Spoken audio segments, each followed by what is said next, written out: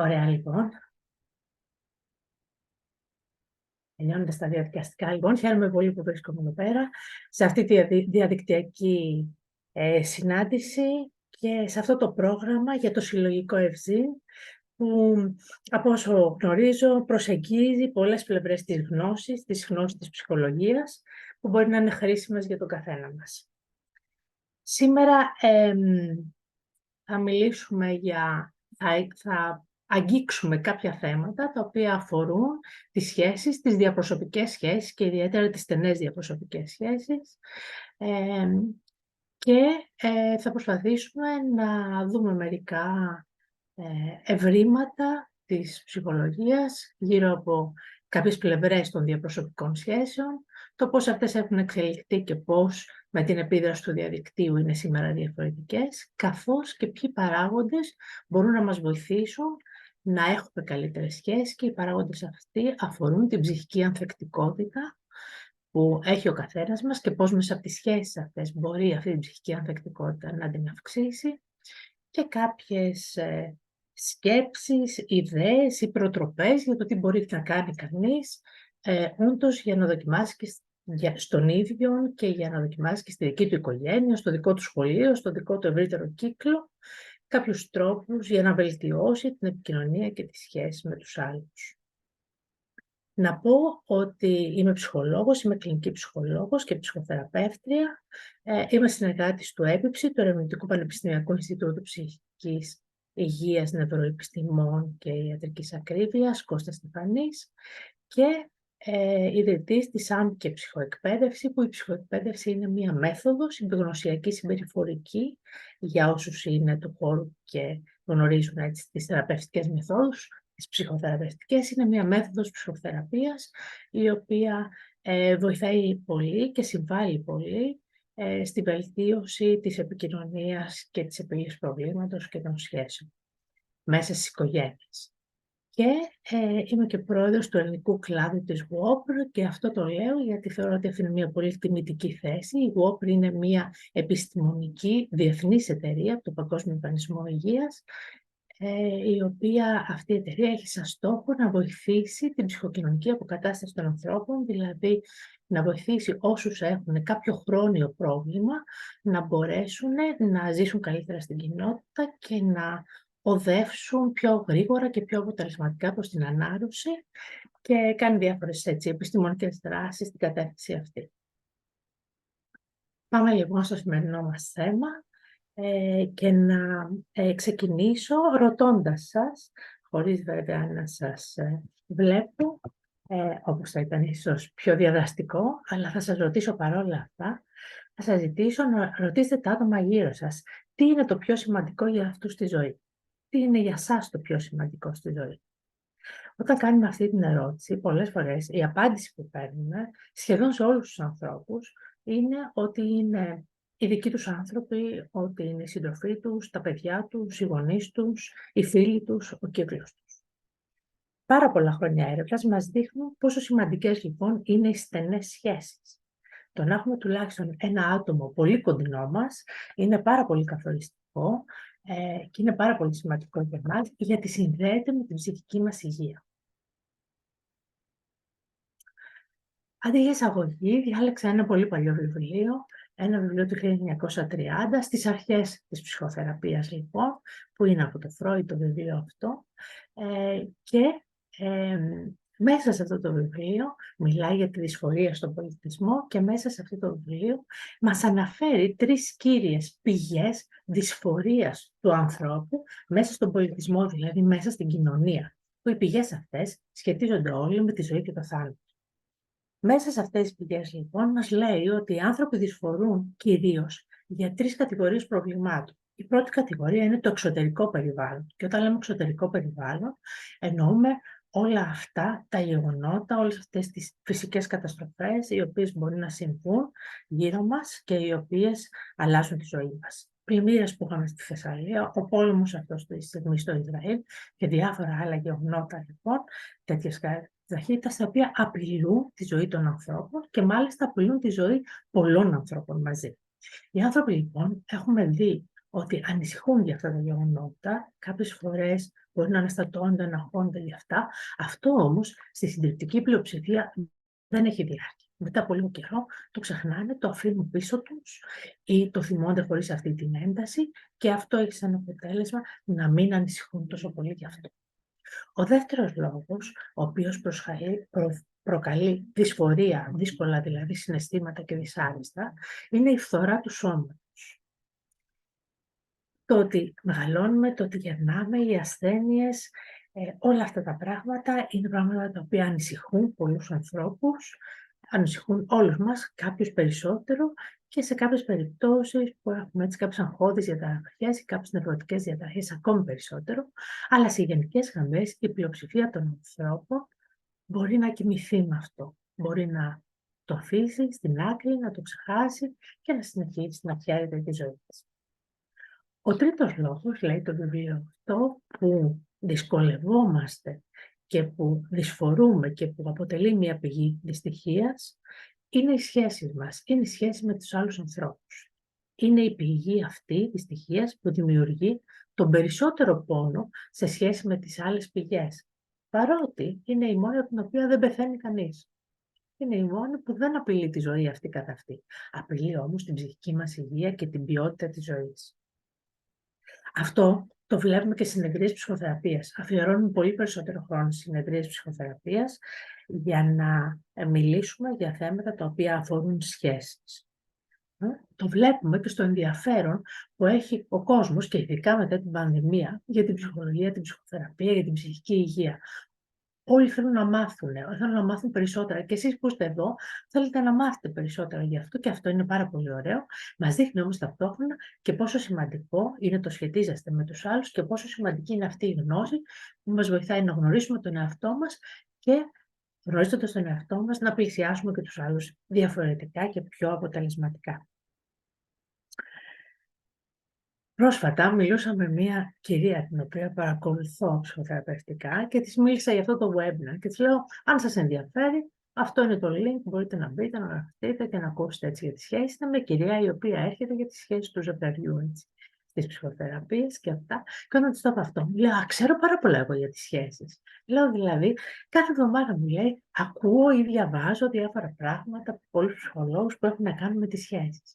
Γι' αυτό λοιπόν μας δείχνει τη σημασία που έχει για τους ανθρώπους το θέμα αυτό. Σχέση και ψυχική υγεία. Ξέρουμε ότι οι διαπροσωπικές σχέσεις και ιδιαίτερα οι περισσότερο μελετημένες από αυτές, του ζευγαριού, της οικογένειας, των φίλων και των γονέων, επηρεάζουν την ψυχική μας υγεία. Η ανασκόπηση των ερευνών μας λέει ότι οι σχέσεις αποτελούν βασικό συστατικό της λειτουργίας που έχουμε σαν άνθρωποι και μπορούν να επηρεάσουν ένα πολύ ευρύ φάσμα της ψυχικής μας υγείας. Οι μελέτες μας δείχνουν ότι τα άτομα που είναι πιο ψυχικά υγιή είναι πιο πιθανό να επιλέξουν πιο υγιείς σχέσεις. Αλλά οι σχέσεις συνδέονται επίσης αποδεδειγμένα με την ψυχική υγεία. Υπάρχει δηλαδή μία αμφίδρομη σχέση. Μία αμφίδρομη σχέση με το αιτιολογικό βέλος, δηλαδή με το να λέμε ότι αυτή είναι η αιτία, από τη σχέση προς την υγεία. Είναι λιγότερο σημαντικό το πόσο ψυχικά υγιής είμαι για τη σχέση μου, είναι πολύ περισσότερο σημαντικό το τι επίδραση έχει η σχέση μου πάνω σε μένα. Ξέρουμε ότι ο τύπος της σχέσης έχει σημασία. Όσο πιο στενός, πιο εδραιωμένος, πιο αφοσιωμένες είναι οι σχέσεις, τόσο μεγαλύτερο αποτέλεσμα έχουν στη ψυχική μας υγεία. Οι μόνιμες σχέσεις, οι μακροχρόνιες σχέσεις είναι οι πιο αποτελεσματικές. Είναι σαν να έχουμε έναν ψυχοθεραπευτή, κατά μία έννοια, γιατί είναι διαφορετική τεχνική της ψυχοθεραπείας, στο σπίτι μας, όταν γυρίζουμε από τη δουλειά μας, από ό,τι έχουμε κάνει και να έχουμε κάποιον εκεί με τον οποίο μπορούμε να του διηγηθούμε τη μέρα μας και να πάρουμε υποστήριξη και κατανόηση. Ξέρουμε ένα πολύ ενδιαφέρον επίσης πράγμα που είναι αυτό που γράφει κάτω-κάτω στη διαφάνεια. Η βελτίωση της ψυχικής υγείας δεν βελτιώνει τις σχέσεις. Αν εγώ έχω πάρα πολλές φοβίες και κάνω μια θεραπεία και μου περάσουν οι φοβίες, πιθανόν ο τρόπος που θα σχετίζομαι να είναι ο ίδιος που ήταν και πριν. Να μην έχω καλύτερες σχέσεις. Ξέρουμε όμως ότι αν έχω καλές σχέσεις, ανεξάρτητα του πώς είμαι εγώ, σίγουρα και η ψυχική μου υγεία θα βελτιωθεί πολύ περισσότερο. Τρία θαυμαστικά έχω βάλει σε αυτό, γιατί αυτό είναι ένα πάρα πολύ σημαντικό σημείο να το έχουμε στο μυαλό μας. Ότι η βοήθεια που πρέπει να μπορούμε να πάρουμε από το περιβάλλον για να είμαστε καλύτερα είναι πάρα πολύ σημαντική και διαχρονική και αποδεδειγμένη ερευνητικά. Επίσης, ξέρουμε ότι οι σχέσεις μπορούν να συμβάλλουν στην ψυχική μας υγεία παρέχοντάς μας πολλά πράγματα. Κάποια από αυτά είναι η υποστήριξη. Η υποστήριξη, η συναισθηματική άνεση, η πρακτική βοήθεια, οι συμβουλές, η ενθάρρυνση όταν αντιμετωπίζουμε προκλήσεις. Το να έχουμε κάποιους με τους οποίους μπορούμε να χαρούμε και να γιορτάσουμε μαζί τις χαρές και τις επιτυχίες μας. Οι υποστηρικτικές σχέσεις, μας λένε οι έρευνες, μας κάνουν να αισθανόμαστε λιγότερο μόνοι. Μας κάνουν να αισθανόμαστε λιγότερο αγχωμένοι και να είμαστε πιο αισιόδοξοι. Επίσης, οι σχέσεις καθοδήγησης. Θα δείτε μετά και στην ψυχική ανθεκτικότητα ότι είναι πάρα πολύ σημαντικό να έχω κάποιον ενήλικα ως παιδί, ο οποίος θα με καθοδηγήσει και ο οποίος θα με εμπιστευτεί και θα πιστέψει σε μένα, γιατί αυτό καθορίζει όλη την πορεία της ζωής μου κατά μία έννοια και θα δείτε πώς. Το να έχουμε λοιπόν κάποιους ανθρώπους που είναι μέντορες, που είναι πρότυπα ή που είναι και ειδικοί ή που είναι απλά ένα συνάδελφος στη δουλειά που μας καταλαβαίνει και μας ακούει και συζητάμε την καθημερινότητά μας, αυτό είναι πολύ σημαντικό, γιατί θα μας βοηθήσει να αναπτύξουμε μεγαλύτερη ψυχική ανθεκτικότητα, μεγαλύτερη δύναμη δηλαδή, να ανταπεξερχόμαστε στις δυσκολίες της ζωής. Ξέρουμε ότι αυτή η καθοδήγηση μπορεί να μας δημιουργήσει αύξηση της αυτοπεποίθησης, ικανότητα και προοπτική.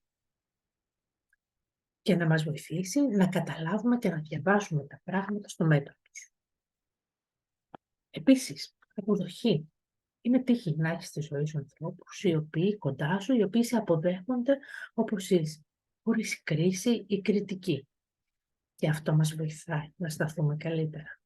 Που μπορούν να δείξουν ανεφόρον αγάπη, χωρίς να περιμένουν ανταλλάγματα, σεβασμό και συμπόνια. Και να μας βοηθήσουμε με αυτόν τον τρόπο να αποδεχτούμε καλύτερα κι εμείς και να κατανοήσουμε καλύτερα τα συναισθήματά μας στις διάφορες περιπτώσεις. Θυμάμαι κάποιες σχέσεις ζευγαριών έτσι σε περιόδους κρίσεων που δείχνουν ότι όταν η σχέση λειτουργεί, αντιλαμβάνονται τις δυσκολίες της ζωής σαν ένας εξωτερικός παράγοντας. Δεν θεωρούν ότι έχει να κάνει με τους χαρακτήρες τους. Όταν η σχέση δεν λειτουργεί και δεν είναι καλή, θεωρούν ότι φταίει το άλλο άτομο από το ζευγάρι και ότι φταίει ο χαρακτήρας του άλλου ή της γυναίκας και με αυτόν τον τρόπο αλληλοκατηγορούνται και φτάνουν έτσι σε δυσκολίες και σε αδιέξοδο. Οι σχέσεις λοιπόν είναι πολύ σημαντικές για την ψυχική μας υγεία. Οι μελέτες μας δείχνουν ότι είναι και πάρα πολύ σημαντικές για τη μακροζωία μας. Ξέρουμε ότι από διάφορες έρευνες που έχουν γίνει, από αυτές πολύ ενδιαφέρουσες μερικές από αυτές, που μας δείχνουν ότι οι στενές σχέσεις όταν είναι καλές συμβάλλουν πάρα πολύ στη μακροζωία μας. Μια πάρα πολύ ενδιαφέρουσα μελέτη που έχει γίνει ήταν σε καλόγριες στην Αμερική, σε μοναστήρια, που βρήκανε ότι οι καλόγριες αυτές οι οποίες είχαν πιο στενές σχέσεις με τις άλλες μοναχές, αυτές ήταν που ζούσαν περισσότερο. Υπάρχει μια μεγάλη μελέτη από το Harvard εδώ και 100 χρόνια, παρακολουθούν διάφορα ποιοτικά στοιχεία για τους άντρες και εκεί πέρα βρίσκουν το ίδιο αποτέλεσμα. Αυτοί που έχουν πιο στενές σχέσεις στον ευρύτερο κύκλο τους, αυτοί ζουν περισσότερο.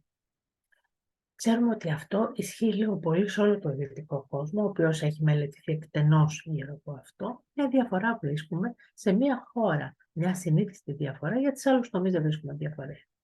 Στην Ιαπωνία, που εκεί πέρα βρίσκουμε ότι εκεί η σχέση με του ζευγαριού δεν είναι τόσο καθοριστική. Δεν επηρεάζει πολύ την ψυχική υγεία. Γιατί στη δική τους κοινωνία αυτό που είναι σημαντικό είναι οι γονείς, είναι η πατρική οικογένεια. Και βλέπουμε ότι εκεί πέρα αυτό που επηρεάζει πάρα πολύ είναι η πατρική οικογένεια, η σχέση με τους γονείς και όχι με τον σύντροφο. Σε αντίθεση με ό,τι σημαίνει στο δυτικό κόσμο, που κυρίως είναι επικεντρωμένο στη σχέση με το ζευγάρι. Σκεφτόμενοι όλα αυτά, και μια και σκεφτόμουν ότι θα μιλήσουμε και για το διαδίκτυο, μου ήρθαν στο μυαλό κάποιες φράσεις για τις οποίες έχει γράψει ένας διάσημος ψυχολόγος, καθηγητής ψυχολογίας στην Αμερική, που αυτές οι φράσεις, για κάποιες από αυτές οι φράσεις είναι φράσεις πολύ ευρέως διαδεδομένες και αφορούν τις διαπροσωπικές σχέσεις. Τις γράφουμε παντού, τις βλέπουμε παντού, τις διηγούνται παντού και στα social media νομίζω ότι κάνουν θράψη. Τα βιντεάκια γύρω από αυτά τα θέματα. Θα ήθελα λοιπόν να διορθώσω κάτι από όλα αυτά, να το συνδέσω με την επιστημονική γνώση και το πώς πραγματικά είναι.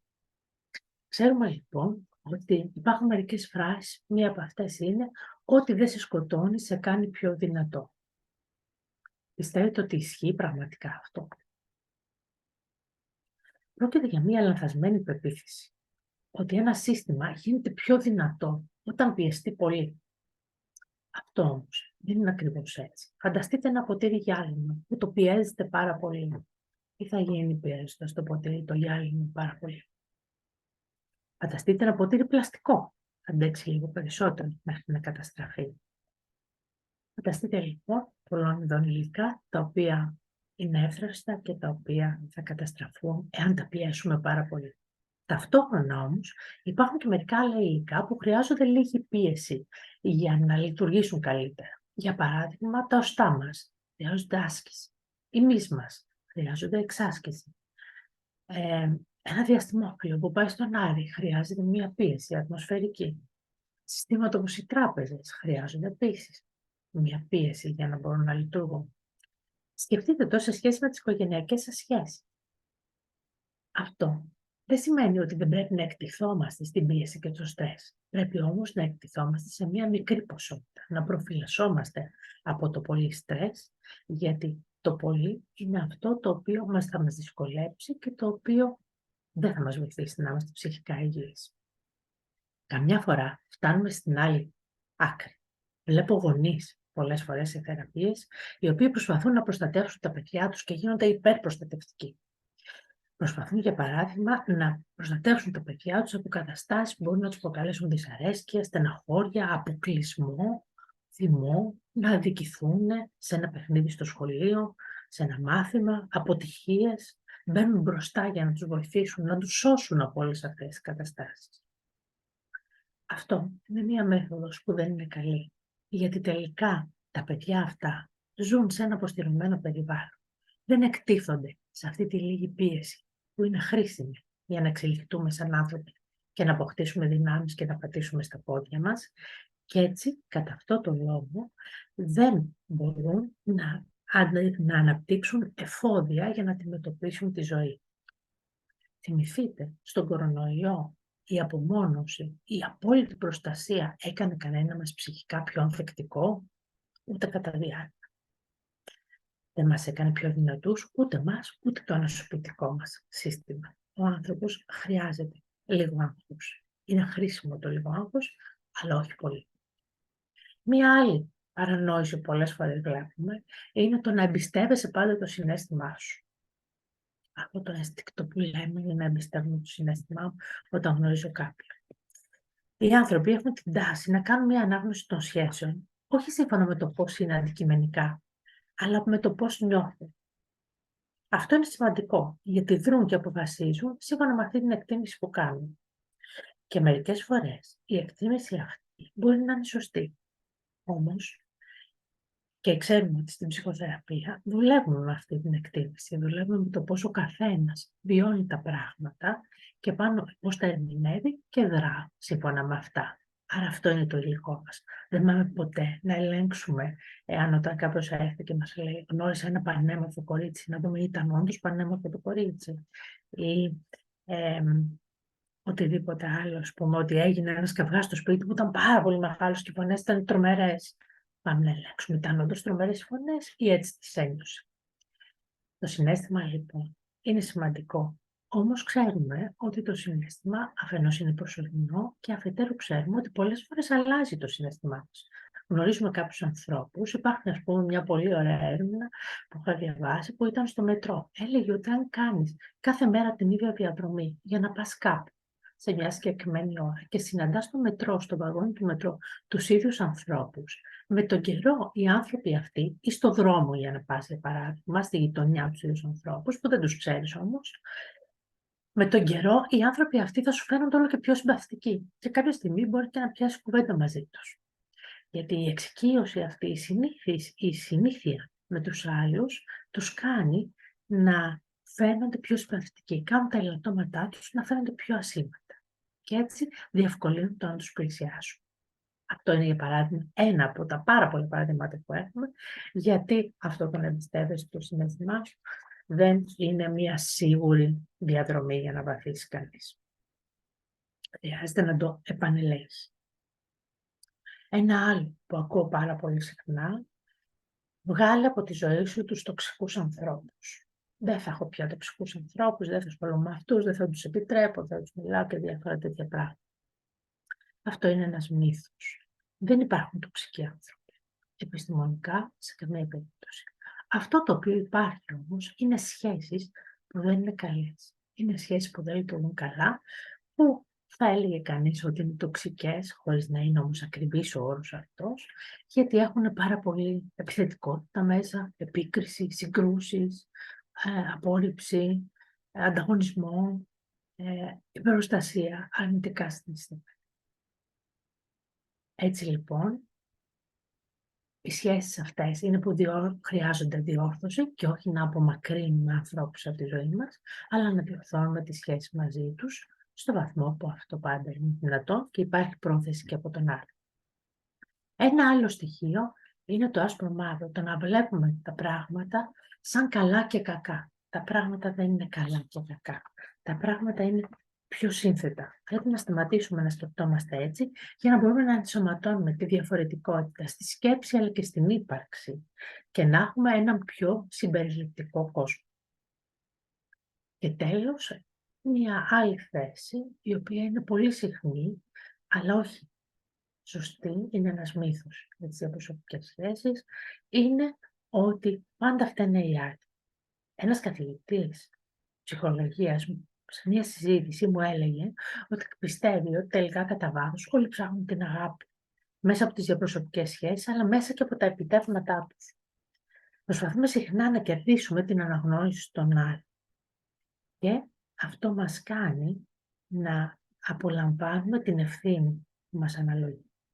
Σκεφτείτε σε σχέση με τα παιδιά σας, στην προσπάθειά σας να τα προστατεύσετε, διαβάζουμε τον έξω κόσμο σαν ένας κόσμος που είναι επιθετικός, που είναι αρνητικός και τα παιδιά μας είναι αδικημένα, χωρίς αυτό να ισχύει πραγματικά. Ας κρατήσουμε ότι τα πράγματα είναι πιο σύνθετα και όχι ασπρόμαυρα. Μια άλλη πλευρά των σχέσεων είναι η επικοινωνία, που ένας πάρα πολύ διάσημος παλαιότερος ψυχολόγος μας λέει ότι δεν υπάρχει μία επικοινωνία όταν συναντιόνται δύο άνθρωποι. Σε όλες τις περιπτώσεις, όταν συναντιόνται και τίποτα να μην πούνε και καμία κίνηση να μην κάνουν, πάντα υπάρχει μία επικοινωνία. Ελεκτική επικοινωνία και μη ελεκτική επικοινωνία. Δεν μπορεί κανείς να μην επικοινωνεί όταν υπάρχει κάποιος άλλος στον ίδιο χώρο. Υπάρχει πάντα μία αλληλεπίδραση. Που αυτή η αλληλεπίδραση έχει και διάφορα χαρακτηριστικά που τα μελετάμε. Το περιεχόμενό της, τι σχέση έχουν, ποια είναι η αιτία και ποιο είναι το αποτέλεσμα, εάν είναι συμπληρωματική ή αν είναι συμμετρική και διάφορα άλλα στοιχεία που είναι πολύ σημαντικά για να αναλύουμε και να κατανοούμε την επικοινωνία, τις δυσκολίες της και να κάνουμε διορθώσεις. Είναι σημαντικό να σκεφτούμε λίγο το ζευγάρι και την επικοινωνία. Το ποιον διαλέγουμε για ζευγάρι είναι ένα πολύ σημαντικό στοιχείο και είναι πολύ καθοριστικό στο αν δύο άνθρωποι ταιριάζουν ή δεν ταιριάζουν όλοι οι άνθρωποι μεταξύ τους. Εάν ταιριάζουν, εάν αναζητούν στη ζωή τους τα ίδια πράγματα για να μπορούν να είναι ζευγάρι και να έχουν μια σχέση που μπορεί να εδραιωθεί και να βαθύνει. Όμως, πολλές φορές αυτό που βλέπουμε στις θεραπείες είναι ότι η δυσκολία στα ζευγάρια δεν είναι το αν ταιριάζουν, αλλά είναι η επικοινωνία που έχουν μεταξύ τους. που αυτή η επικοινωνία μπορεί να μην είναι καλή, να μην είναι λειτουργική και να κάνει τη σχέση του ζευγαριού μια φυλακή. Ας θυμηθούμε στα γρήγορα ότι η επικοινωνία είναι λέξεις και ότι από τότε που ο άνθρωπος πάτησε το πόδι του πάνω στη γη, αναζητά τρόπους για να μιλήσει με τους άλλους ανθρώπους. Είναι λέξεις και είναι πλούσιες λέξεις. Και την εποχή του διαδικτύου αυτές οι λέξεις έχουν μειωθεί πάρα πολύ και χάνουμε ένα μεγάλο πλούτο αυτής της επικοινωνίας, των διαφοροποιήσεων που υπάρχουν σε αυτό, όπως χάνουμε και πάρα πολλούς τρόπους να εκφράζουμε και λέξεις να εκφράζουμε τα συναισθήματά μας. Η γλώσσα του κομπιούτερ είναι μια πιο φτωχή γλώσσα, που όλοι σιγά σιγά την υιοθετούμε. Σκεφτείτε πάντως, έτσι για παράδειγμα, ότι υπάρχουν, ανάλογα με το περιβάλλον που ζει κανείς, υπάρχουν λέξεις οι οποίες αναπτύσσονται πολύ περισσότερο. Ας πούμε στους Λάπωνες ξέρουμε ότι υπάρχουν για το χιόνι πάνω από 80 λέξεις, οι οποίες λέξεις δεν είναι καμία από αυτές τις λέξεις πολυσυνθετική, δηλαδή δεν είναι δύο λέξεις που ενώνονται μεταξύ τους και κάνουν μια τρίτη σαν σύνθετη, αλλά είναι πρωτότυπες λέξεις οι οποίες περιγράφουν τη διαφορετική κατάσταση του χιονιού. Ανάλογα για τα συναισθήματα έχουν πάρα πολλές λέξεις που διαφοροποιούν τη βαρύτητά τους, την ποιότητά τους και βέβαια μιλάμε για τον κυριολεκτικό και το συμβολικό λόγο. Η επικοινωνία δεν είναι μόνο λέξη, είναι περισσότερα πράγματα από λέξη, είναι εξωλεκτική επικοινωνία, η οποία είναι σημαντική. Η εμφάνιση, η φωνή, το περιεχόμενο. Βλέπετε από κάποια μεγάλη έρευνα, μια μελέτη, έτσι, μια μακρόχρονη μελέτη. Ξέρετε, στην ψυχολογία μακρόχρονες μελέτες είναι σπάνιες, γιατί είναι δύσκολες όταν γίνονται με ανθρώπους, να έχεις την επαφή με τους ανθρώπους αυτούς και την επιθυμία να έχουν αυτοί οι άνθρωποι για πολλά χρόνια να σου απαντούν σε ερωτήματα ερευνητικά. Και είναι πάρα πολύ σημαντικό αυτό. Γι' αυτό είναι και πάρα πολύ σημαντικό να συμμετέχετε όποτε μπορείτε σε τέτοια πράγματα, γιατί βοηθούν να κατανοούμε καλύτερα το πώς ζούμε και να βελτιώνουμε τη ζωή όλων μας τελικά, ή σε εμάς ή στην επόμενη γενιά. Είναι λοιπόν αυτή μια δεκαετής μελέτη που μας λέει αυτά τα ποσοστά και θα κρατήσουμε ότι σημασία δεν έχει τι λες, αλλά το πώς το λες. Αυτό το παράδειγμα που έφτιαξα μου φάνηκε αρκετά διασκεδαστικό, γιατί αφορά το ίδιο πράγμα, ότι έχει τελειώσει ένα σαπούνι στη τουαλέτα ενός αεροδρομίου και πόσο τελικά η κουλτούρα και πόσο ο πολιτισμός της κάθε ομάδας ή της κάθε χώρας μπορεί και περιγράφει με έναν τελείως διαφορετικό τρόπο αυτό που λέμε. Εδώ δεν έχει ποιοτικά χαρακτηριστικά, δεν έχει χαρακτηριστικά συναισθημάτων, έχει πολιτισμικά αυτή η συγκεκριμένη διαφάνεια, όμως το πώς το λέμε είναι σημαντικό, γιατί μπορεί να έχει και χαρακτηριστικά ποιοτικά συναισθημάτων που θα μας απασχολήσουν παρακάτω. Η επικοινωνία όμως είναι κυρίως σχέση. Το κάθε άτομο μέσα σε ένα σύστημα επικοινωνεί με τους άλλους και αλληλεπιδρά μαζί τους, όντας ταυτόχρονα πομπός και δέκτης. Η επικοινωνία είναι αμφίδρομη. Είναι δυναμική, δεν είναι στατική, εξελίσσεται δηλαδή. Ξέρουμε ότι η σχέση είναι πιο σημαντική από το μήνυμα. Εδώ βλέπετε δύο κουκουβάγιες. Μια αρχαία κουκουβάγια από μια έκθεση του Μουσείου Κυκλαδικής που είχε γίνει για τον Πικάσο και τα κεραμικά του Πικάσο και μια κουκουβάγια που εμπνεύστηκε από αυτή την αρχαία και είναι η κουκουβάγια που έχει φτιάξει ο Πικάσο. Νομίζω ότι αυτές έχουν μια δυναμική επικοινωνία μεταξύ τους. Δηλαδή, το μήνυμα περνάει μέσα στους αιώνες, φτάνει στον Πικάσο και από τον Πικάσο φτάνει σε εμάς. Η σχέση λοιπόν είναι πιο σημαντική από το μήνυμα. Γι' αυτό αυτή η εικόνα που βλέπετε μπορεί να έχει 10 διαφορετικές εξηγήσεις. Ένα ζευγάρι μέσα σε ένα αυτοκίνητο, στο φανάρι σταματημένο, λέει ο άντρας στη γυναίκα. Το φανάρι είναι πράσινο. Και εκείνη του απαντάει, μήπως θες να οδηγήσεις εσύ. Θα μπορούσε να το απαντήσει πολλά άλλα πράγματα. Θα μπορούσε να το εκλάβει αυτό το σχόλιο που κάνει ο άντρας με έναν διαφορετικό τρόπο, ως μια παρένθεση, ως κάτι που θέλει να την βοηθήσει, ως μια απλή υπενθύμηση, ως ένα σχόλιο χωρίς καμία σημασία ιδιαίτερη. Όμως η γυναίκα το αντιλαμβάνεται αυτό σαν κάτι θετικό, σαν κάτι επικριτικό και αμέσως μπαίνει στην άμυνα. Όταν κάνουν κριτική στους άλλους, πάντα οι άλλοι μπαίνουν στην άμυνα. Πρέπει λοιπόν να θυμόμαστε όταν μιλάμε με τους άλλους ότι δεν είναι τόσο πολύ αυτό που λέμε, όσο πιο πολύ το τι σχέση έχουμε με τους άλλους, για το αν οι άλλοι θα μας ακούσουν, θα μας καταλάβουν ή θα βρεθούν απέναντι.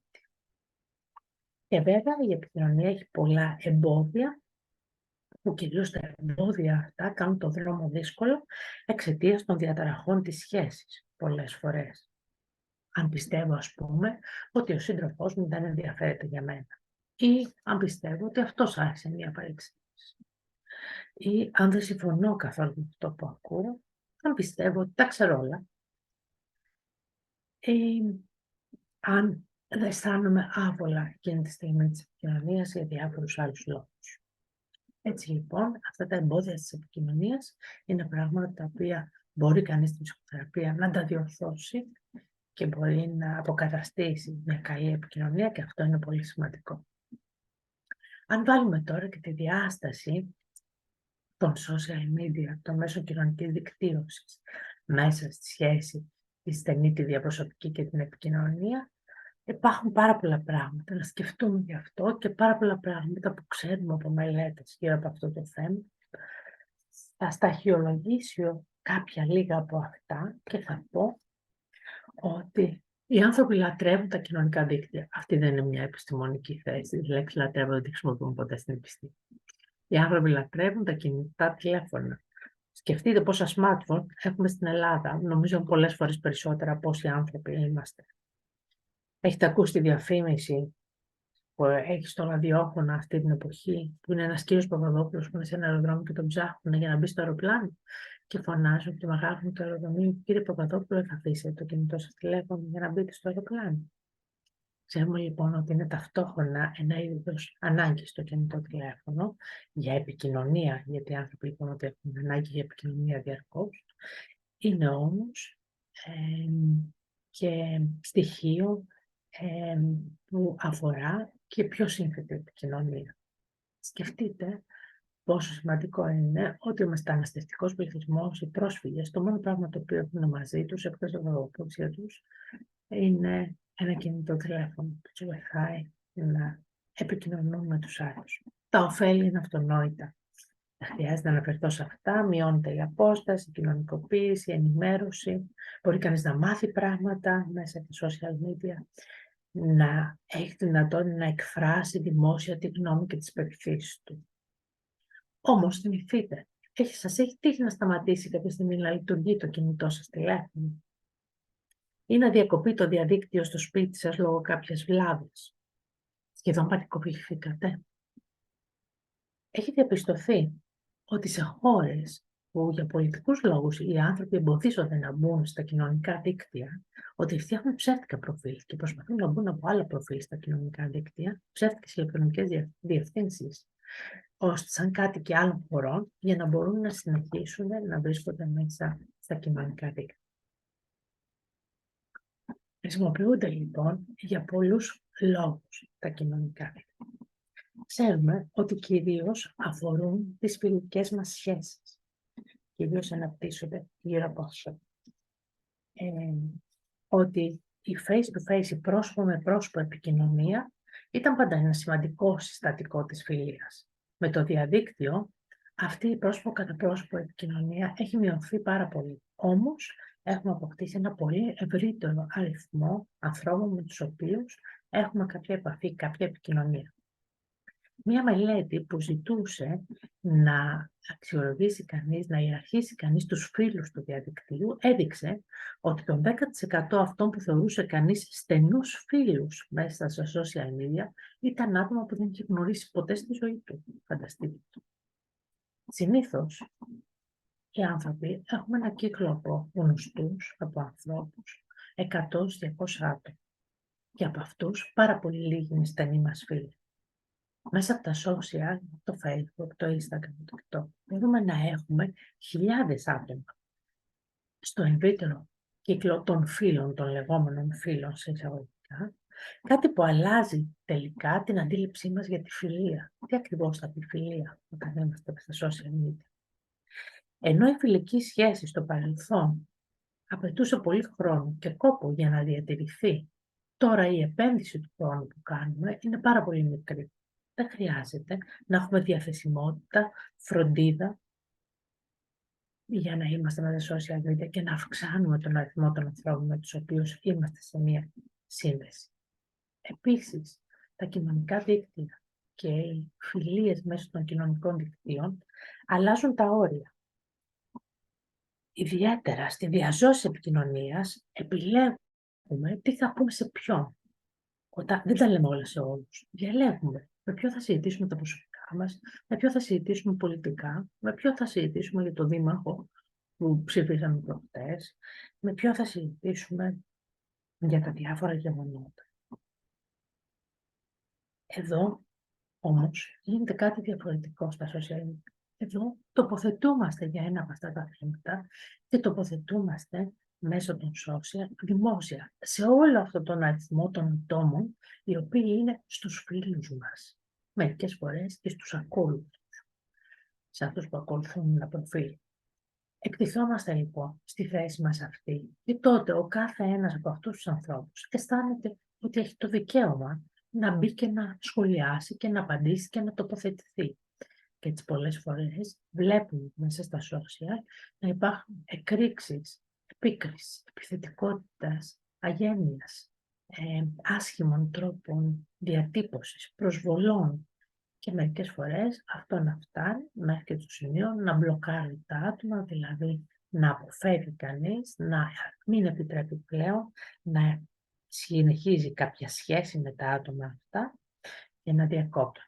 Κάποιες φορές θα δούμε και άτομα με τα οποία δημοσιοποιώντας τις θέσεις μας θα έχουμε κοινές αντιλήψεις και με αυτούς θα μπούμε σε μια συζήτηση και θα έρθουμε πιο κοντά.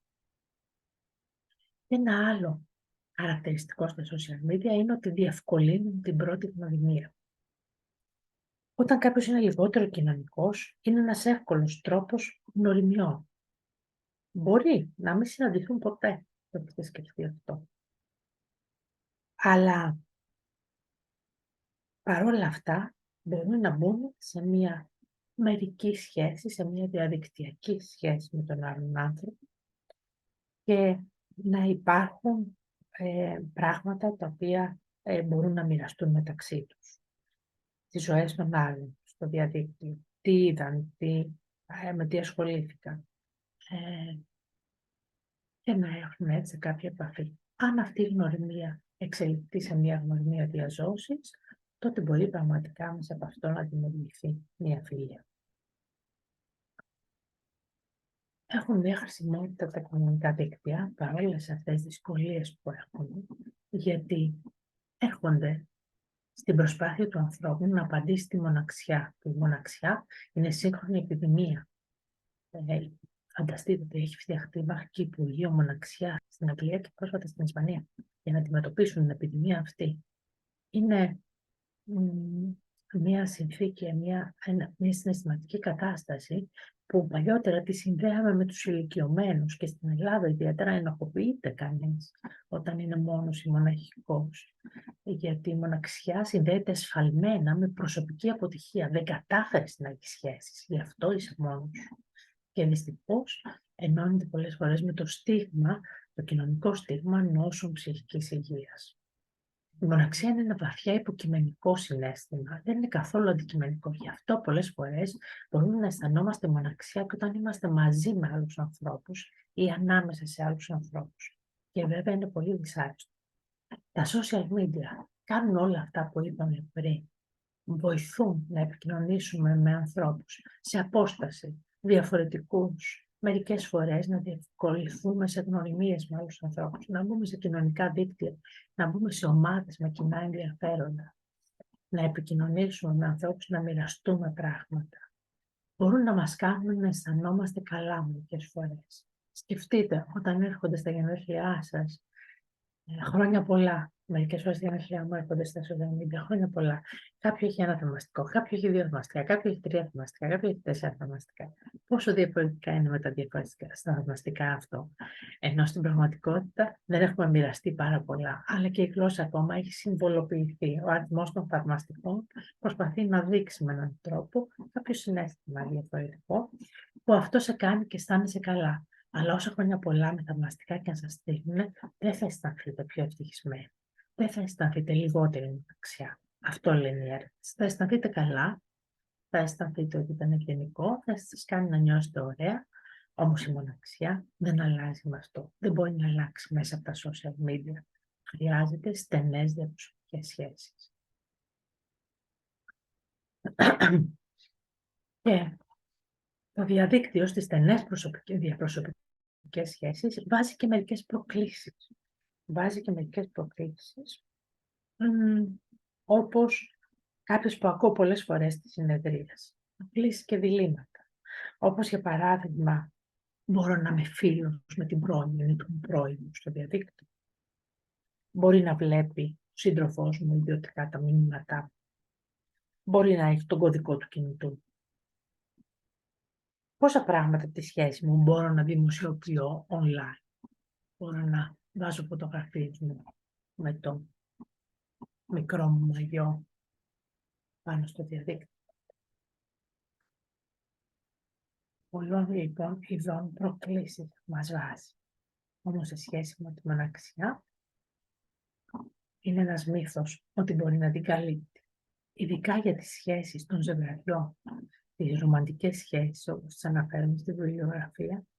Ακούω ένα συνάδελφο ψυχίατρο που είναι ένα διάστημα να διηγείται ότι σε ένα συνέδριο που είχε πάει, κάποιος που καθόταν δίπλα του, είχε το κινητό του και την ώρα που είχε μια ομιλία, έκλεινε ραντεβού γνωριμιών την ώρα που άκουγε την ομιλία. Χάζευε, δεν τον ενδιαφέρει την ομιλία και χάζευε και προσπαθούσε να κλείσει ένα ραντεβού με άλλους.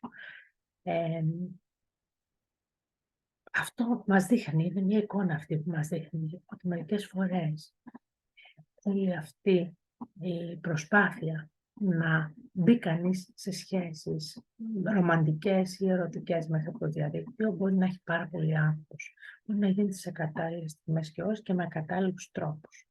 Ξέρουμε ότι η χρήση των κινητών και η μετάβαση στα online dating μέσω αυτών αλλοιώνει τα όρια ανάμεσα στο πραγματικό και το εικονικό και ότι το ποσοστό ασφάλειας μειώνεται για όλους. Η ευκολία της επικοινωνίας με δυνητικούς συντρόφους οδηγεί σε χαμηλότερο επίπεδο δέσμευσης και πρόθεση να συνεχιστεί η σχέση.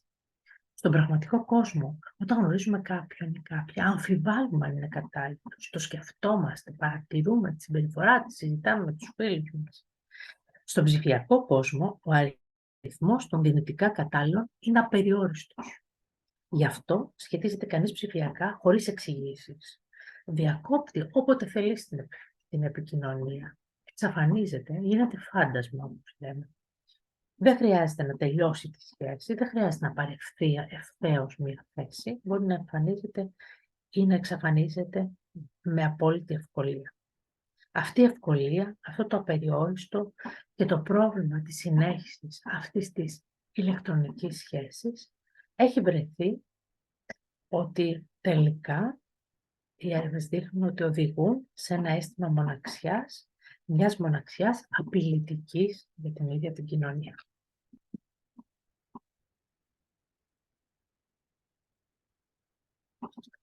Και αν μείνω λίγο στα διαδίκτυα, στον πειρασμό των διαδικτύων και των παιδιών, θα πω ότι η γενιά που μεγαλώνει τώρα, που είναι στο δημοτικό, που είναι η γενιά η οποία μεγαλώνει από μωρά με τις οθόνες. Τα παιδιά των millennials ήταν σε μια μετάβαση από την αναλογική τεχνολογία στην ψηφιακή και είχαν λίγο από την προηγούμενη εμπειρίες και λίγο από τις διαδικτυακές. Όμως αυτή η γενιά που μεγαλώνει τώρα, μεγαλώνει εντελώς μέσα στην τεχνολογία. Και ξέρουμε ότι από τις έρευνες ότι είναι η περισσότερο δυσκολεμένη γενιά στο σχετίζεστε. Είναι παιδιά που είναι ατέλειωτες ώρες στις οθόνες, είναι λιγότερο εξοικειωμένα με τον έξω κόσμο, με τους άλλους ανθρώπους, τους μη γνωστούς. Πολλές φορές εμφανίζουν δυσκολία στη βλεμματική επαφή, να κοιτάξουν τον άλλον στο πρόσωπο, δυσκολία να επικοινωνήσουν διαζώσιμα με τρίτα πρόσωπα, να πάρουν ένα τηλέφωνο και να ζητήσουν κάτι, όχι με μήνυμα, αλλά ζητώντας το με λέξεις.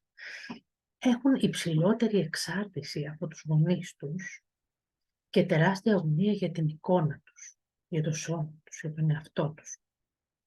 Ενδεικτικά θα σας πω ότι σε μία έρευνα που μου έκανε εντύπωση, φάνηκε ότι μια ελάχιστη κλάσματα του δευτερολέπτου, αλλά πάρα πολύ σημαντική ως προς τις αλλαγές του εγκεφάλου, χρονοκαθυστέρηση της απάντησης, σε μια ζωντανή συνομιλία υπάρχει όταν αυτά τα παιδιά προσπαθούν να μιλήσουν με έναν άλλον διαζώσεις και αυτή η καθυστέρηση, η χρονοκαθυστέρηση, αντιστοιχεί, λένε οι ερευνητές, στο χρόνο που χρειάζεται κανείς για να δακτυλογραφήσει στο κινητό του ένα μήνυμα. Σκεφτείτε λοιπόν ότι εκτός από τον ψυχικό κόσμο έχουμε επιπτώσεις και στον εγκέφαλο και οι επιπτώσεις αυτές είναι σημαντικές. Γι' αυτό θα έλεγα ότι παρότι ομολογώ ότι δεν μου αρέσει να δίνω συμβουλές, πιστεύω ότι οι άνθρωποι πρέπει να βοηθούνται μέσα από τις θεραπείες να διαμορφώσουν τις δικές τους λύσεις για την προσωπική του ζωή. Αλλά παρόλα αυτά η μελέτη της ψυχολογίας και μάλιστα από πάρα πολύ έμπειρους διάσημους καθηγητές του χώρου μας δείχνει και κάποια δεδομένα και κάποιες πρακτικές που έχουν αποτέλεσμα. Βάζω τις ελάχιστες και λέω τα παιδιά παρακολουθούν τι κάνετε εσείς. Λειτουργήστε σαν πρότυπο. Αν είστε εσείς πολλή ώρα στο κινητό σας, θα είναι και τα παιδιά. Βάλτε τεχνικά εμπόδια ή λεκτικά όρια. Πείτε δηλαδή στα παιδιά πόσο χρόνο, σε ποιες σελίδες μπορούν να περνάνε.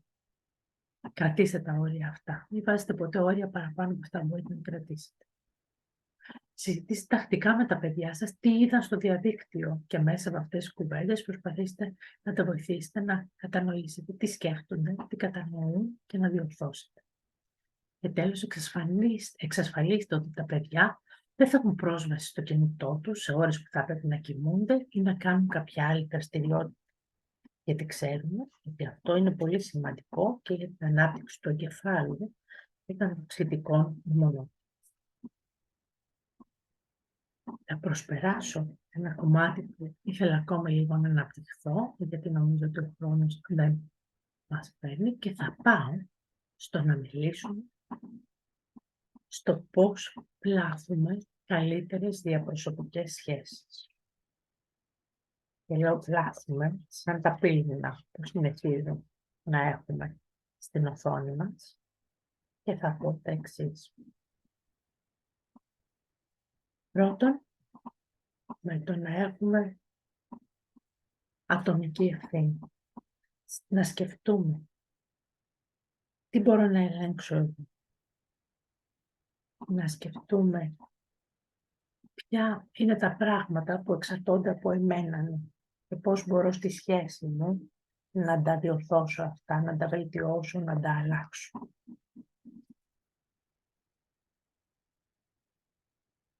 Πολλές φορές σημειώστε, τώρα που κάθεστε εκεί, 3 πράγματα που θα θέλατε να αλλάξετε στη ζωή σας. Αν σας έδινε 1 λεπτό να τα σημειώσετε, όπως έκανα σε κάποια ομαδική συνεδρία ψυχοθεραπείας και τους το ζήτησα, ξέρετε τι μου απάντησαν οι περισσότεροι. Μου απάντησαν ότι αυτό που θα ήθελε να αλλάξει ήταν κάτι σε σχέση με τους συντρόφους τους ή σε σχέση με κάποιο μέλος της οικογένειάς τους. Να σταματήσει κάποιος να τους φέρεται κάποιος, να τους καταλάβει, να αντισταθεί διαφορετικά, να τους βοηθήσει, να κάνει κάτι άλλο. Πάρα πολλά πράγματα που απευθυνόταν σε κάποιον άλλον, που είχαν ονόματα. Αν βάλετε κι εσείς ονόματα, αφήστε το, δεν θα γίνει κάτι. Αυτό που είναι σημαντικό είναι να κρατήσουμε ότι ο άλλος δεν θα αλλάξει. Αυτός που μπορεί να αλλάξει είμαι εγώ. Ο τρόπος που αλληλεπιδρούμε με τους άλλους επηρεάζει το μήκος και την ποιότητα της ζωής μας. Είναι σημαντικό να έχουμε μία συναίσθηση, να μπορούμε να μπούμε στη θέση του άλλου, να μπορούμε να καταλάβουμε τη θέση του άλλου και με αυτόν τον τρόπο να μπορούμε να διαλέξουμε τι αλλαγές θα κάνουμε εμείς ήδη για να βελτιώσουμε τη σχέση μας ή τη ζωή μας. Μπορώ να θυμηθώ μία γυναίκα όταν τη ρώτησα τι θα θέλατε να αλλάξετε στο γάμο σας. Όχι, τι ρώτησα αυτό, συγγνώμη. Τι πιστεύω ότι θα σας βοηθούσε στο γάμο σας. Τι θα σας βοηθούσε. στο γάμο σας. Και ήταν εκεί με τον σύντροφό της. Γυρίζει λοιπόν, τον κοιτάει και λέει αν ήμουν παντρεμένη με κάποιον άλλον, νομίζω ότι θα ήμουν σε έναν καλό γάμο. Ρωτάω κάποια άλλη γυναίκα σε μια ομάδα. Πώς νομίζετε ότι θα ήταν καλύτερη η ζωή σας? Αν είχα παντρευτεί το συμμαθητή μου που με ήθελε στο Λύκειο, τότε θα ήταν η ζωή μου τώρα διαφορετική. Και όχι όπως είναι με το σύζυγο που έχω, που δεν αλλάζει. Ένας εκπαιδευτικός μου οδηγείται σε μια συνεδρία που μιλάμε για το πόσο δυσκολεύεται σε ένα καινούριο σχολείο που έχει πάει, που είναι ένα σχολείο, ένα λύκειο, που έχει παιδιά, αρκετά παιδιά πιο δυσκολεμένα και αυτά δημιουργούν πολλές δυσκολίες στην τάξη και εντάσεις. Και μου λέει, θα ήμουν πραγματικά ένας καλός εκπαιδευτικός αν δεν είχα μαθητές τόσο δύσκολους σαν αυτούς. Όταν κάποτε μικρή είχα ξεκινήσει να εργάζομαι και είχα πάει, δούλευα στο Ιγνίδιο τότε, στα εξωτερικά ιατρεία, μερικές φορές ερχόντουσαν άνθρωποι οι οποίοι ήταν πάρα πολύ πιεστικοί, γκρινιάζαν, βιαζόντουσαν, πίεζαν, δεν είχαν υπομονή, δεν ακούγανε εύκολα αυτό που τους εξηγούσες. Και σκεφτόμουν πόσο δύσκολη είναι αυτή η ασθενή. Μα τι περίμενα όμως, θα βρίσκα ήρεμους γλυκούς ανθρώπους που θα έρχονται στα εξωτερικά ιατρεία ενός νοσοκομείου σε μια βάρδια γεμάτη χαμόγελα? Όχι βέβαια. Οι άλλοι λοιπόν βρίσκονται στις χ καταστάσεις. Σε κάποιες καταστάσεις που για διάφορους λόγους τους δυσκολεύουν και δυσκολεύουν τη σχέση μεταξύ σας. Προσπαθήστε να αλλάξετε εσείς, να αλλάξετε την οπτική σας, να αλλάξετε τη στάση σας. Να καταλάβετε με τη συναισθηματική σας νοημοσύνη, που είναι πιο σημαντική από την γνωστική μας νοημοσύνη για το πώς σχετιζόμαστε, πού βρίσκονται, σε ποια θέση βρίσκεται και να προσπαθήσετε να αλλάξετε εσείς τη θέση σας αυτή. Επίσης, προσπαθήστε να βγαίνετε από τη θέση του θύματος. Η ερώτηση γιατί να συμβαίνει σε μένα αυτή η δυσκολία είναι μια ερώτηση η οποία δεν βοηθάει καθόλου. Δείτε τα Special Olympics. Δείτε ανθρώπους οι οποίοι, μια πάρα πολύ ωραία έρευνα ήταν με παιδιά με μαθησιακές δυσκολίες που τα κατάφεραν καλά στη ζωή τους και άλλα παιδιά που δεν τα κατάφεραν καλά. Η διαφορά ανάμεσα σε αυτά τα δύο είναι ότι τα πρώτα παιδιά που τα κατάφεραν είχαν φύγει από την κατάσταση. Γιατί να μου συμβαίνει εμένα αυτό, γιατί να είμαι τόσο άτιμος? Δεν έχουμε έλεγχο σε τι συμβαίνει στη ζωή μας. Έχουμε όμως έλεγχο στο πώς το εισπράττουμε και το διαχειριζόμαστε. Και αυτό είναι κάτι σχετικό. Εδώ στη φωτογραφία είναι δύο βουνά. Το πρώτο, το χαμηλό βουνό, είναι η υψηλότερη κορφή της γης, είναι το Everest. Το πίσω βουνό είναι η υψηλότερη κορφή του πλανήτη Άρη. Βλέπετε πόσο σχετική λοιπόν είναι η δυσκολία και πόσο σχετικά είναι αυτά που μας συμβαίνουν. Αν βγούμε από τη θυματοποίηση, αν βγούμε στο γιατί να γίνει αυτό σε μένα, ναι, τότε μπορούμε να απαντήσουμε διαφορετικά και μπορούμε να αλλάξουμε τα πράγματα και τις σχέσεις. Σημαντικό να κάνουμε μια νέα ανάγνωση. Τα συναισθήματα είναι προσωρινά. Έχει σημασία λοιπόν πώς τα ερμηνεύουμε. Σκεφτείτε το πιάνο και το πείραμα του πιάνου. Όταν κανείς παίζει πιάνο, η μελωδία κάθε φορά μπορεί να καταλήξει διαφορετικά, ανάλογα με τη φαντασία μας. Η λεπτομερής αυτή φαντασίωση του διαφορετικού μέλλοντος έχει σημασία. Μας κάνει πιο ανθεκτικούς ψυχικά και μας βοηθάει να έχουμε καλύτερες σχέσεις. Το να διαλέξουμε μια ανάγνωση, σύμφωνα με την οποία η εμπειρία δεν είναι τραυματική, είναι μια λειτουργία της φαντασίας μας, η οποία είναι θεραπευτική. Επικοινωνία στις διαπροσωπικές σχέσεις. Πολλές ασκήσεις επικοινωνίας. Θα την αφήσω να τη δείτε αυτή τη διαφάνεια. Δεν θα τη διαβάσω όμως. Είναι ασκήσεις ψυχοεκπαίδευσης. Είναι πολλές. Μπορούμε πάρα πολλές ώρες να μιλήσουμε γύρω από αυτές τις ασκήσεις. Η ψυχοεκπαίδευση είναι μία μέθοδος ψυχοθεραπείας, με την οποία πολλοί έχουμε αναπτύξει. Είναι μια διεθνής μέθοδος και δουλεύουμε στο Ινστιτούτο με αυτή τη μέθοδο και στην ΆΜΚΕ την οποία έχω οργανώσει και στην οποία αυτή η μέθοδο, αυτό το οποίο κάνουμε είναι να εκπαιδεύουμε τους ανθρώπους στην πιο αποτελεσματική επικοινωνία. Η αποτελεσματική επικοινωνία οδηγεί στην αλλαγή των σχέσεων, στη βελτίωση των σχέσεων. Και έτσι τελικά μας βοηθάει να δημιουργούμε τις σχέσεις που θέλουμε και να κάνουμε τις αλλαγές που θέλουμε. Η αποτελεσματική επικοινωνία μαθαίνει. Το να μάθει κανείς καινούριους τρόπους επικοινωνίας χρειάζεται χρόνο και είναι δύσκολο στην αρχή, αλλά με εξάσκηση και καθοδήγηση μπορεί κανείς να το πετύχει και να χρησιμοποιεί μια πιο θετική επικοινωνία σε όλες τις σχέσεις. Ένα άλλο σημείο που είναι πολύ σημαντικό για τις διαπροσωπικές σχέσεις είναι η νοηματοδότηση. Το να έχει δηλαδή κάτι νόημα. Υπάρχει ένα βιβλίο, ένα παλιό βιβλίο, εξαιρετικό, πολύ παλιό, το οποίο είναι του Βίκτορ Φράνκλ, ενός διάσημου ψυχοθεραπευτή, που λέγεται Search for Meaning, στην αναζήτηση του νοήματος. Από τα πιο επιδραστικά βιβλία που υπάρχουν, έτσι, αν έχετε σκεφτεί κάποια φορά ότι έχετε διαβάσει ένα βιβλίο και λέτε θέλω να το ξαναδιαβάσω αυτό το βιβλίο, και μετά κοιτάτε τη βιβλιοθήκη σας που έχει στίβες από βιβλία, περιμένουν και δεν τα έχετε ανοίξει ποτέ και δεν το ξαναδιαβάσετε, παρόλα αυτά αυτό είναι από τα βιβλία που αξίζει το κόπο να το ξαναδιαβάσει κανείς. Αυτός είναι ένας άνθρωπος ο οποίος έζησε στη στρατόπεδο συγκέντρωσης την εποχή των Ναζί και η οικογένειά του, και μέσα στο βιβλίο του αυτό επέζησε ο ίδιος του στρατοπέδου προφανώς, χάνει τους πολιτικούς του, και μέσα στο βιβλίο αυτό περιγράφει μια σκηνή από το στρατόπεδο συγκέντρωσης, που είναι η σκηνή που κανείς έχει το τελευταίο κομμάτι τροφής που του έχουν δώσει για να περάσει τη μέρα του. Και λέει ο Βίκτορ Φράνκλ, υπήρχαν κάποιοι άνθρωποι μέσα στο στρατόπεδο που αυτό το τελευταίο κομμάτι της τροφής τους το δίναν σε κάποιους άλλους για να το φάει.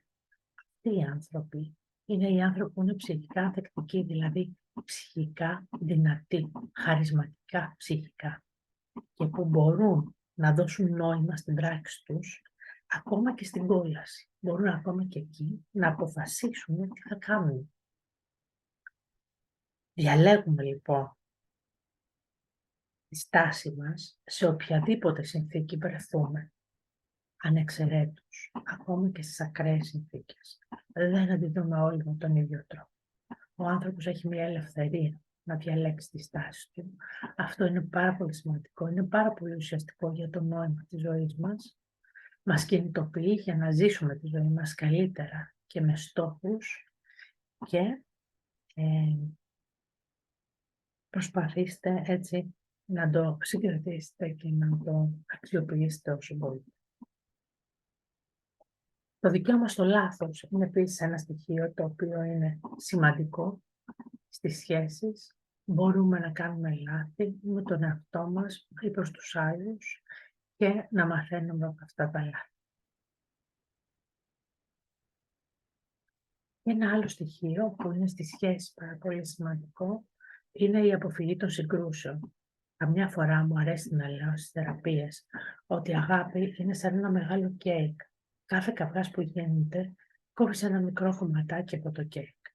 Αν περνάει ο καιρός, περνάνε τα χρόνια και οι άνθρωποι συνεχίζουν μεταξύ τους και συγκρούονται και τσακώνονται συνέχεια μέσα στις οικογένειες, τότε αυτό έχει σαν αποτέλεσμα κάποια στιγμή αυτό το πιάτο που έχεις μπροστά σου να έχει μόνο ψίχουλα. Οι συγκρούσεις είναι πάρα πολύ αρνητικές και πάρα πολύ καταστροφικές για τις σχέσεις. Αυτό δεν σημαίνει ότι οι άνθρωποι δεν διαφωνούν, ότι οι καυγάδες, οι διαφωνίες, οι συζητήσεις μέσα σε μια σχέση, σε μια οικογένεια δεν είναι θεμιτές ή δεν είναι χρήσιμες. Πρέπει οι διαφορές να συζητιώνται, πρέπει οι διαφορές να ανοίγονται, να μπαίνουν στο τραπέζι, πρέπει να επιλύονται, αλλά όχι με την μορφή συνεχών συγκρούσεων. Διαφωνούμε όταν θέλουμε κάτι να ξεδιαλύνουμε, να καταλήξουμε σε ένα αποτέλεσμα, να πάρουμε μία απόφαση, να λύσουμε ένα πρόβλημα. Όχι μόνο για να εκτονώνουμε το συναίσθημά μας. Μερικές φορές οι άνθρωποι λένε «Α, εκτονώθηκα με αυτό, εγώ ήθελα να φωνάξω και φώναξα και αυτά».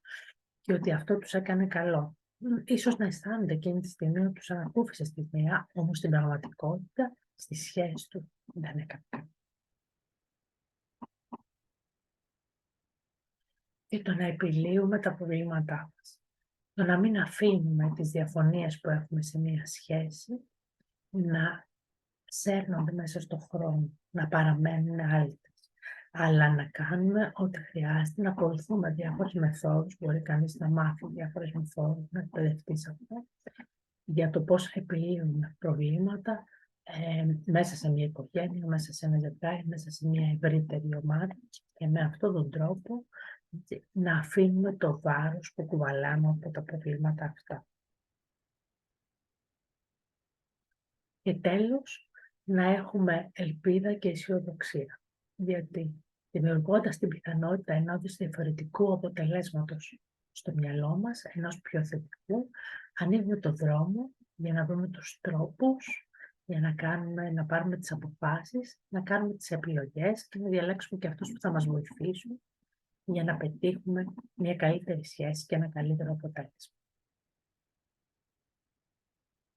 Αυτά είχα να σας πω για σήμερα. Νομίζω ότι είναι πολύ ενδιαφέρον και πολύ ωραίο που τα μουσεία έτσι αρχίζουν το τελευταίο διάστημα να αναπτύσσουν προγράμματα που αφορούν τη σύνδεση με τους άλλους, την ενεργητικότητα, την προσοχή, τη μάθηση και τη γενεοδορία του να δίνεις.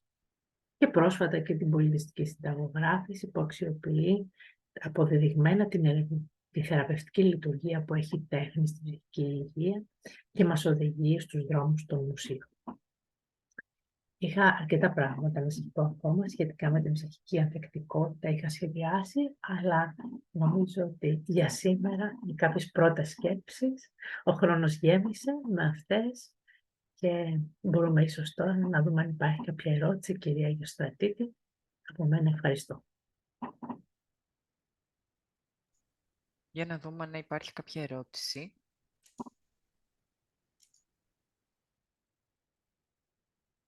Μέχρι να πω ότι ευχαριστώ πολύ για τον χρόνο σας και για την προσοχή σας. Ελπίζω κάτι από όλα αυτά που ακούσατε να σας έδωσε έναυσμα για να σκεφτείτε κάποια πράγματα για σας και να αναζητήσετε ίσως και περισσότερες πληροφορίες ή περισσότερα σεμινάρια γύρω από αυτό. Ή να μάθετε κάτι παραπάνω για την ψυχοεκπαίδευση, αν θέλετε, επικοινωνώντας μαζί μου με κάποιον από τους τρόπους που βλέπετε. Νομίζω δεν υπάρχουν κάποιες ερωτήσεις. Μόνο ευχαριστήρια βλέπω στο chat. Ωραία. Είμαι διαθέσιμη για Ναι. επικοινωνία σε αυτές τις διαφημίσεις που βλέπετε. Για οτιδήποτε. Ευχαριστώ πολύ που ήσασταν εδώ αυτό το απόγευμα από πλευράς μου. Ευχαριστούμε πάρα πολύ και εμείς. Ήταν εξαιρετική παρουσίαση. Ευχαριστούμε πάρα πολύ. Καλό σας βράδυ. Άλλη. Γεια σας. Γεια σας.